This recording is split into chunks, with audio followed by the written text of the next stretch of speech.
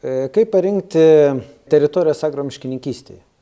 Kadangi, kalbant apie agromiškininkystę, kaip apie tam tikrą tokią alternatyvę priemonę, žemės ūkį, alternatyvę veiklą, visada susidurime su tam tikrų pasipriešinimu, tam tikra diskusija. Ir tam, kad išsklaidyti tą diskusiją keliamus klausimus, mes matyt turėtume pradžiai išsikelti tokius kaip pagrindinius tikslus. Tai yra, jeigu mes sugebam atsakyti tą tikslą, tai mes žinome, kad mes turime vietos, savo ūkyje, savo agroekosistemoje, tai pačiai agromiškininkystėje.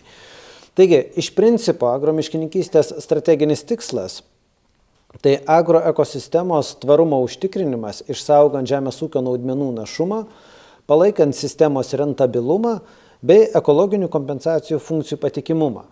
Tai vėlgi, kaip matote, kaip ir Ričardas kalbėjo, tai yra suderinimas trijų interesų – aplinkosauginio, ekonominio ir socialinio. Kalbant apie agromiškininkystę, griežtai galime teigti, kad negalima paminti nei vieno iš interesų. Jie visi turi rasti savo vietą toje sistemoje. Konkretusis tikslas – tai identifikuoti ekologiškai jautrias žemesnio našumo teritorijas, kuriuose agromiškininkystės priemonės būtų įveiklintos ekologinės kompensavimo funkcijos bei atkuriamas agroekosistemos našumas. Tai yra, mes ne tik sprendžiam strateginius uždavinius, mes visų pirma turime turėti konkretų uždavinį. Tai yra atrinkti tai, kas aktualu gamtai ir tai, kas aktualu žmogui.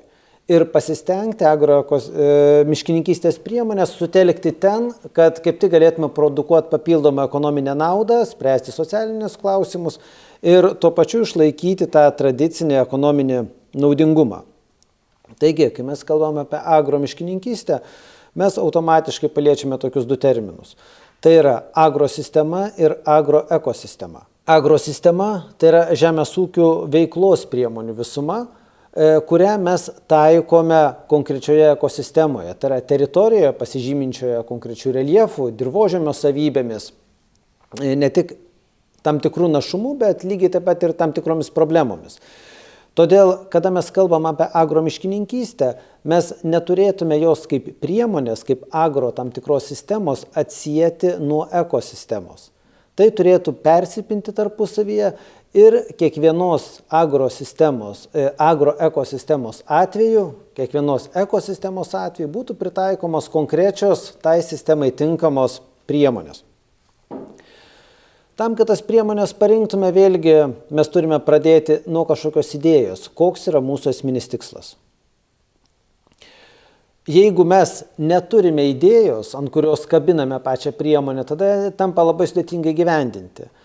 Kaip viena iš tokių idėjų tinkamų agromiškininkystėje įgyvendinti galėtų būti gamtinio karkaso idėja. Tai yra, jeigu mes žvelgiame į aplinką kaip į tam tikrą sistemą, kurioje migruoja energija, medžiagos ir kažkurios akumuliuojasi, o mūsų tikslas, kad jos akumuliuotųsi ten, kur reikia ir migruotų taip, kaip reikia, kad mes išspręstume tam tikras agroekosistemos ydas, tai tada mes galime gyvendinti agromiškininkystės priemonės. Taigi, kokias mes iš principo turėtume spręsti ydas, arba kitaip tariant, agromiškininkystė turėtų suteikti tam tikras paslaugas, padėti išspręsti tam tikras problemas. Tai viena iš problemų mūsų agroekosistemose tai yra vidinių ir išorinių išteklių balansas, arba labiau gal tiktų sakyti disbalansas. Nes, kaip matote ir skaidrėje, mes susidurime su tokiais esminiais dalykais, kad pas mus viskas migruoja ir viskas iškeliauja. Tai atpažįstame per tai, kad pas mus reiškiasi dirvožemio erozija ir reiškiasi biogenų akumuliacija vandens telkiniuose, arba kitaip tariant eutrofikacija. Tai yra pažeistas balansas. Tuo pačiu pažeista biogenų migracijos ir akumuliacijos principai. Tai yra, iš principo, biogenai gali migruoti agroekosistemoje, tačiau jie turi akumuliuotis ne vandens telkiniuose, o pakeliui kitose topografiniuose paviršiuose ir teikti ekonominę naudą, ūkinę naudą. Trečia yda – dirvožemio erozija ir su tuo susijusi medžiagų migracija. Jeigu mes netinkamai valdome agroekosistemą, tai yra padarome per didelį jos intensyvumą, taikome per daug intensyves priemonės, pas mus natūraliai pradeda reikštis dirvožemio erozija, kas savo ruožtu iššaukia tą pačią biogenų migraciją. Todėl visos šios 3 ydos, tai yra disbalansas vidinių ir išorinių išteklių bei biogenų migracija ir bendrai medžiagų migracija, sąlygoja tai, kad mes sukūrėme dar vieną 4 ydą, tai biologinės įvairovės užtikrinimas. Biologinė įvairovė kaip priemonė padeda subalansuoti agroekosistemos išteklius ir juos tvariai naudoti. Jeigu mūsų migracijos koridoriais, gamtinio karkaso metafunkciniais elementais migruoja biogenai, bet ne biologinė įvairovė, tokiu būdu mes kūrėme problemas. Jeigu mes subalansuosime išteklius taip, kad migruotų biologinė įvairovė, o biogenai tarnautų bioprodukcijai kurti, tai tada mes turėtume tvarę sistemą. Reiškia, agromiškininkystė teikia ne tik ekonominę naudą, bet gali teikti ir tas pačias ekologinės funkcijas. Taigi, gamtinio karkaso idėja. Kaip matote skaidrėje, visas kraštovaizdis iš esmės tarnauja medžiagų ir energijos migracijai. Gamtinis karkasas tai vertingiausios kraštovaizdžio komponentai, per kuriuos ir vyksta energijos, medžiagų ir to pačiu biologinės įvairovės migracija.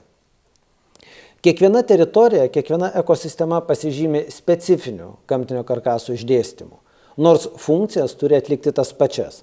Todėl, kai kalbam apie agromiškininkystės priemonių taikymą ekosistemoje, mes turime pradžiai įsivertinti konkrečios ekosistemos, konkrečios teritorijos tą aplinkosauginį potencialą. Tai yra kokios teritorijos jautriausios, kurios atlieka svarbiausias, ekologinio kompensavimo funkcijas, o kurios gali būti paliktos intensyviam ūkiniam naudojimui.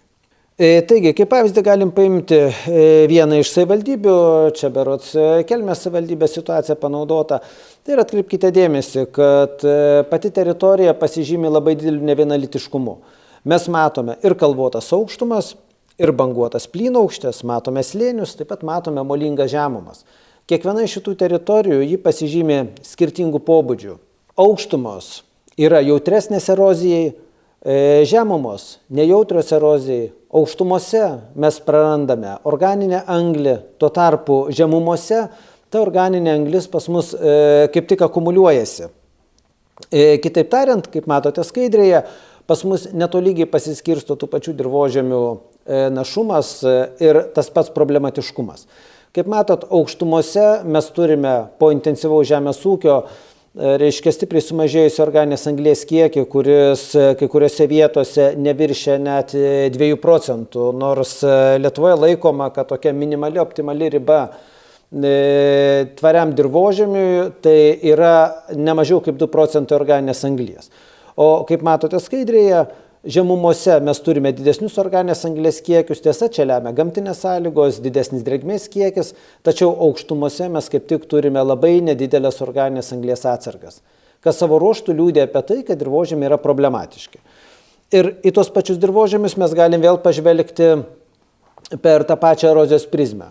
Kaip matėte prieš tai skaidrėje, ten, kur dirvožemiai pasižymi mažesnių anglies kiekių, ten atitinkamai mes turime ir didesnius eroduotus plotus. Tai yra, mes vien tik žiūrėdami per organinės anglies prizmę ir dirvožemyje ir per dirvožemio erodotumą, mes jau galime išskirti savivaldybės lygmenių skirtingas teritorijas, kuriuose agromiškininkystės priemonės bus labiau aktualios, kuriuose bus mažiau aktualios. Plius, turėdami skirtingas agroekosistemas ir skirtingą dirvožemio erodotumą, tuo pačiu drėgmės pasiskirstimą, mes jau galim kalbėti ir apie skirtingų priemonių taikymą. Ta kaip tik puikiai iliustruoja šiuo atveju Kelmės savivaldybės kaip pavyzdžio gamtinio karkaso lokalizacija. Būtent tos idėjos, apie kurią mes ir kalbėjome. Violetinės spalvos yra migracijos koridoriai, per kuriuos turėtų migruoti biologinė įvairovė, bet dažniausia agroekosistemose migruoja biogenai, jie ten akumuliuojasi. Na ir dryžuoti paviršiai tai yra geokologinės takoskyros, per kurias energija patenka, kuriuose yra produkuojama biomasė. Reiškia, jeigu atkreiptumėte dėmesį, tai kaip tik dryžuoti paviršiai ir buvo eroduoti paviršiai, reiškia biomasė neprodukuojama. Migracijos koridoriai, per kuriuos turi migruoti biologinė įvairovė ir užtikrinti kraštovaizdžio stabilumą ir kraštovaizdžio įvairovę, ten kaip tik kaupiasi biogenai ir tuo pačiu nyksta biologinė įvairovė. Reiškia, vien tik tai per tai mes matome, kad nesunkiai galime diferencijuoti agromiškininkystės priemonės. Taigi, jeigu mes taip apibendriname eroziją, dirvožemio našumą, anglies pasiskirstimą, gamtinio karkaso struktūrą, mes iš principo galime išskirti 3-4 teorinės agromiškininkystės priemonių grupės. Vienas skirtas žemoms derlingoms, lygumų paviršių agroekosistemoms, kuriuose daug biogenų, reiškia skirta būtų priemonės biogenams suvaldyti, galima sakyti, paimti netgi iš aplinkos. Antra priemonių grupė aukštumos, kur turim eroduotus dirvožemius. Čia gali būti skiriamos tokios priemonės, kurios padėtų, reiškia, biogenus kaip tik sukurti ir didinti biomasę ir organinės anglies kiekį ir jį atiduoti dirvožemiams. Na ir trečia priemonė, tai gali būti tokios priemonės, kurios labiau orientuotos biologinės įvairovės funkcijų sukūrimui, kraštovaizdžio įvairiausių geodinaminių veiksnių valdymui, na pavyzdžiui, priešvėjinės įvairiausios priemonės, kurios tuo pačiu tarnautų ir biogenams kauptis, ir biologiniai įvairoviai. Na ir ketvirta grupė tokios nespecifinės priemonės, kurios gali būti taikomos tiesiog netgi ūkininko iniciatyvai, jeigu ūkininkas nusprendžia tiesiog pats sąmoningai tokias priemonės taikyti dėl įsitikinimų, ne tiek, kad dėl sprendžiamų problemų. Na ir tokiu atveju, jeigu apibendrintume, paimtume tokią bendrą skaidrę, pamatytume, kad mūsų įvardintos problemos, aktualumai, jie labai gražiai persidengia su pagrindinėmis agromiškininkystės priemonių grupėmis. Taigi, graži idėja, gražus paveikslai, o kaip tas realizuojama, kaip vietoje būtent tos teritorijos parenkamos. Mūsų projekto ribose šios priemonės buvo modeliuojamos Ilzenbergo ūkyje, pačių šeimininkų leistoje teritorijoje ir aišku mūsų atrinktoje teritorijoje, kuri galėtų būti įdomiausia ir aktualiausia tokių priemonių pritaikymui. Tai pats paviršius, kaip nebūtų keista, Šiaurės Lietuvoje įpratę matyti lyguminį paviršių, o čia mes turime kaip tik tokias aukštumas, kalvotas, pakankamai išraiškingas aukštumas. Kaip matote, jeigu mes atliekame pirmą reljefo modeliavimą, naudodami, tarkim, lidaro duomenis arba reljefo duomenis, izolinių metodą, labai nesunkiai galime atrinkti pagrindinius tokios toponiminės sistemas. Tai yra aukštuminius paviršius, žemutinius paviršius ir tranzitinius. Tai kaip tik skaidriai ir matome, kad reiškia balta spalva yra viršutiniai paviršiai, kurie aktualūs erozijos klausimų, tamsus paviršiai biogenų akumuliacijai, pilki paviršiai užimantis tarpinės padėtis. Jeigu tos pačius paviršius peržvelgtume per šlaitų polinkio kampus, tai yra įvertintume, kurie iš tų paviršių realiai yra probleminiai, kadangi nebūtinai visi aukštai esantis paviršiai ir žemai esantis paviršiai yra probleminiai. Dažnai probleminiai gali būti tarpiniai paviršiai turintis tam tikrą polinkį. Štai pavyzdžiui, kaip matote skaidrėje, raudoni oranžiniai paviršiai tie, kurių polinkio kampas didesnis negu 3 laipsniai.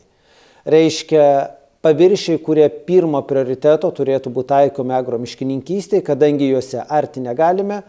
Pievų išlaikymas gali būti sudėtingas dėl nepakankamo drėgmės kiekio, reiškia nesikaupia, nei produkuojasi biogenai, tokie paviršiai gali būti tinkami kaip tik sumedėjusi augalijai. Dar vienas požiūrio kampas į tą patį paviršių, tai pavyzdžiui dirvožemio erozijos potencialo paskaičiavimas. Tai yra, kada perdengiame paviršiaus raižytumą, šlaitų polinkio kampus. Taip pat įvertiname, kurie paviršiai dabar jau naudojami žemės ūkiai aktyviam ariminiai, pavyzdžiui, žemdirbystėje, kurie palikti pievoms, mes galime pagal Russell lygtį paskaičiuoti teritorijas, kurios yra potencialiai aktualios erozijai. Kitaip tariant, teritorijas, kurios tikimybė, kad produkuojas didelį derlių yra maža, tuo tarpu, jeigu mes jas paverstume biogenų akumuliatoriais ir būtent sumedėjusios augalijos auginimui, jie kaip tik būtų žymiai ekonomiškai naudingesni. Lygiai tas pats, taip, tai čia matome mes tik tai, kad su erozija susijusius. Bet jeigu mes apibendriname dabar paviršius, dirvožemio erozijos potencialo duomenis ir dar išryškiname teritorijas, kurios yra potencialiai užmirkusios. Štai, pavyzdžiui, pagal Lietuvos dirvožemio duomenų bazę atrenkame taip vadinamą šlynžemių ir pelkinių dirvožemių grupę. Mes matome teritoriją, kuri potencialiai bus pavojinga žemės ūkiui, nes, pavyzdžiui, gali įklimpti traktorius. Arba apskritai visa produkcija gali žūti, jeigu bus lietinga vasara. Ir, kitaip tariant, tos teritorijos galbūt naudingiau naudoti ilgalaikiškesnėm priemonėm. Tokiu būdu mes matome paviršius, kurie atrinkti neturintis potencialo, turintis vieną potencialą susijusį su dirvožemio erozija, kitą potencialą susijusį su biogenų kaupimu, tai yra užmirkusiomis teritorijomis. Aišku, kaip matome iš skaidrės, galim išsigąsti, nes visas plotas praktiškai papuola į tokią teritoriją. Reiškia, mes turime iš tiesų atsirinkti tai, kas realiai yra aktualu. Ne tai, ką mums duoda duomenys paimti iš duomenų bazių, o tai, ką mums duoda duomenys, kuriuos mes paimame iš konkrečių lauko sąlygų. Tai yra, visada skatiname ūkininkus, norint priimti įvairius sprendimus dėl tokių inovatyvių priemonių kaip agromiškininkystė, pasidaryti detalius dirvožemio dangos tyrimus.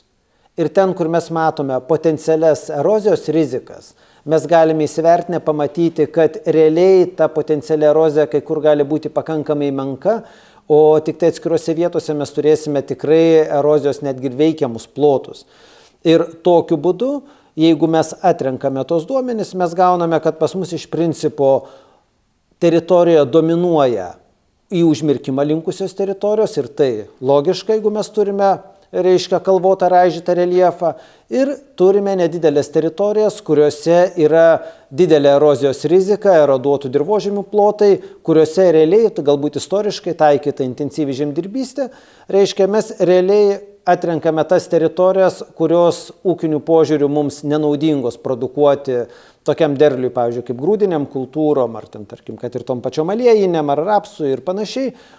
O kaip tai gali būti skirtos agromiškininkystei ir atlikti įvairias funkcijas. Tiek biogenų kontrolė, akumuliacija, tiek biologinės įvairovės kūrimas, tiek galų gale to paties rekreacinio potencialo sukūrimas, galų gale jeigu ūkyje taikoma gyvulininkystės priemonės, tai gali būti ir ganyklų tie soliterai, kurie suteikia pavėsį, poilsį tiem patiem gyvuliam. Kaip tai įgyvendinta vietoje, mes aišku pamatysime išėję į lauką ir pasižiūrėję jau įgyvendintas priemonės. Ačiū už dėmesį.